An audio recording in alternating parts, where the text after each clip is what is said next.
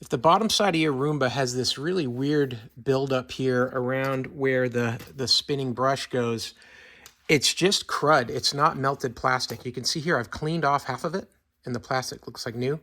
And then this side here, it's just crud. Take you one of these plastic cleaning picks here, pry bar picks. These are just plastic. It won't hurt the other plastic. And then you just go like this and you can just scrape it off very easily. You didn't use any solvents. I didn't use any cleaner, nothing. You'll just clean that crap off, because what happens is once it starts to get on there and build up, it just keeps building up and building up and building up. If you've got animals in your house, then you've got all kinds of oil from the pet hair that's in there, and it somehow makes this little collection of nonsense that just builds up and builds up. You can see it right there, and it'll come right off.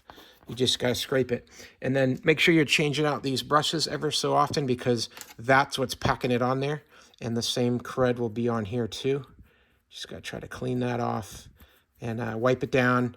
You could use some of these. These are really good. These Armor All cleaning wipes. It's like a cheesecloth that has a cleaning chemical right in it. And after you've got this, you can just polish that off with this. And you'll be good to go. So real easy to do. It just builds up over time, and you just got to fight it off. So, hey, hope that helps. Learn a little bit more about how to tune up your Roomba. There's more videos on this on my channel. So go ahead and check it out. Hope that helps. Have a great day.